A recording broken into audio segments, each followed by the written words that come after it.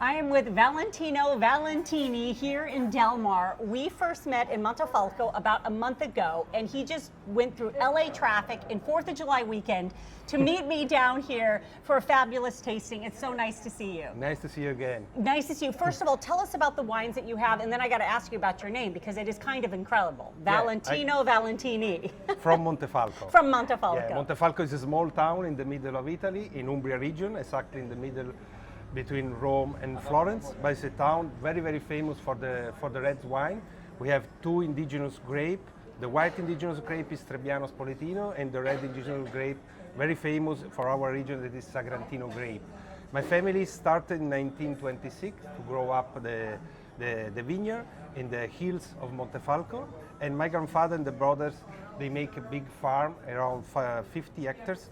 And I'm the third generation, and with my brother, we restore all the winery, we restore the building of the winery, we replanted the vineyard, we invested a lot of the indigenous grape, and we choose the name Bocale in honor of the founder, because Bocale means in the local dialect the 2-liter jug that people use in the past to buy wine and olive oil. And the people that went in the winery, in the oil mill of my grandfather, they started to call my grandfather and the brothers of my grandfather Bocale. That was his nickname, Bocale. It's the nickname Do of they my call family. you this? Yeah. All the people in Montefalco knows us like Bocale. Because there is many Valentini. Valentini is a surname that you find usually in the middle of Italy and also in Montefalco area. And so when you say we are Valentini from Bocale, everybody knows what means exactly. But if you say Valentini, it could be just like here, it's like Smith.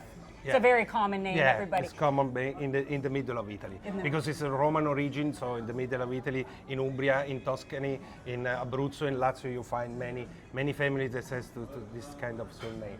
And my winery is a small farm. We have 6 hectares of vineyard, 10 hectares at all. We produce also a little bit of olive oil. We are a sustainable winery, so we don't use chemical products in the field, we don't use herbicide, we use only organic and mineral fertilizer, and we are officially in the 3 year to become official organic winery. And this is the 12th year that we don't buy energy, but we produce all the energy that we need for the process in the winery by the solar power. So sustainable winery that try to produce natural wine. This is our target. And in the winery we have the same philosophy, or the wine are made with spontaneous fermentation, the reds are made without thermal stabilization, without microfiltration. So we are a winery that can try to do everything with a sustainable process and to have a target of natural products. Yeah, and one of the things that I think is really incredible is you are a small producer from a relatively smaller region in Italy, Umbria, from Montefalco specifically, but yet your wines are available here in California and the US. So how did you pull that off? We sell in this moment in 18 states in the United States. We have 10 importers. Some of them make half of a state, some of them made 2-3 states, and we restarted in 1999, in the end of the 90s, and when we choose the brand Bocale, we change all the farm of my grandfather. My father market was the local market from Spoleto, Foligno, maximum in Perugia. Now we export around 70% of our production, and United States is the most important market in this moment. Because we drink the most, even pre-pandemic, we were always drinking the most because we love Italians. I mean, that's kind of the thing about Americans. Yeah. Americans love Italians, they love Italian food, and the culture, and the our wine. Customers are the most important Italian restaurants in Los Angeles, in Seattle, in St. Louis, we sell in Miami. We sell in several states here. And so I'm here from the 5th of June, so from 1 month. So I make 7 states. And I made this kind of travel 2-3 years in 1 year. So this is our philosophy: export the wine and stay in the most important place in the world. And come down to Del Mar and see us. It was one of the most beautiful day. Okay, so it's 4th of July week, and we're trying Spoleto, Trebbiano di Spoleto. Di Spoleto. Wait, I always do this wrong. Trebbiano Spoletino. Spoletino, because it's the Trebbiano that keep the name from the Latin name of the town in front of Montefalco, that is Trevi, and the Latin name was Trebium. And Spoletino because it's the most important town of the valley. So Trebbiano is the grape of the valley, and Sagrantino is the grape of the hills. And we are in the side that we can produce both kind of grape, the valley grape and the hills grape. And for someone who is completely unfamiliar with this grape and has a hard time saying it like I do, and I'm not even that unfamiliar because I was in Spoleto and I tried it there, but it doesn't roll off the tongue. What is a grape maybe that they are a little more familiar with that you would compare it to?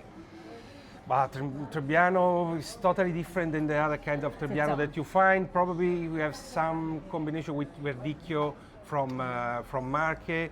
It's different white grape because it's a particular that the harvest of this grape is in the end of October.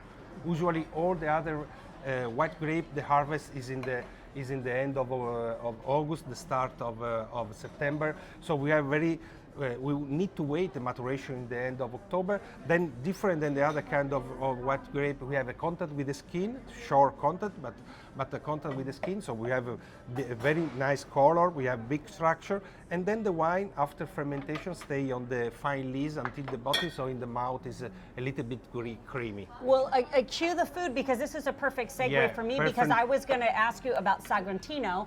I don't have a glass, but I could grab one. And I will, because one of the things I love about Sagrantino is it is one of these wines that is really good with food, right? So we've got some food coming in. We're going to try Sagrantino, which is, well, I'll let you explain it. Sagrantino is the red grape most famous in Umbria, is indigenous grape. You find Sagrantino only in Montefalco and 4 small towns around Montefalco. We have the oldest document that talk about Sagrantino is from the 16th century and is in the ancient library of Assisi. So very, very old grape that had the problem in the past because we have a very few production in the grape. We have exactly the half of production than the other kind of red grapes. Usually we have 9.5 tons per hectare. For the Sagrantino we have less of 5 tons per hectare. So this is the reason because after the Second War, many farmers and winery like my grandfather, they changed Sagrantino with Sangiovese, with Montepulciano d'Abruzzo, and we rediscovered the Sagrantino in the end of the 80s, and now probably is one of the 10 red most important in Italy. And can I ask you a controversial question about Sagrantino, or can I not? We can always delete it. Well, when I was there, everyone was calling it the most tannic wine in the world, and half the people were liking that we were saying that, and the other half of the people weren't liking that we were saying that. And I'm curious, which camp are you on with? Because the sort of promoting the tannins, not promoting the tannins, calling it is what it is, or does it not We matter? promote the tannins, of course, because it's the characteristic of the grape, keep unique the Sagrantino than the other kind of grapes. But other things is very important that is unique for the Sagrantino. That Sagrantino is the red wine with more concentration of antioxidant. Yes, I love this. And I was in Sardinia and we did a Cananao. If you see and they the had vineyard of something Sagrantino similar. in November, when the leaves turn color before fall down, all the other kind of leaves became yellow. Sagrantino became red for a reason, because there is a lot of antioxidant in the skin, on the skin, and then in the glass, but also on the leaves. And this is a very characteristic of the Sagrantino. You can see the hills of Montefalco and the other small town that is all red and yellow. The red vineyard is Sagrantino, and the reason is the antioxidant.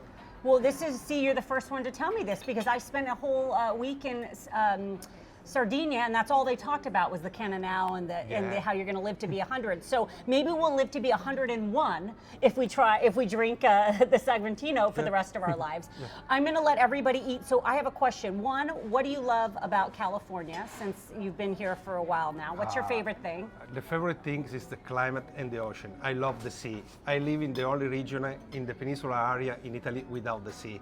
But I love the sea, so when I stay here, I can see the look of the ocean is beautiful. Okay, and you have a perfect view right now. And this is the perfect. This is perfect. We just need to be eating. Do you have a cheers or a toast? Anything you say? Salute. Salute. Salute.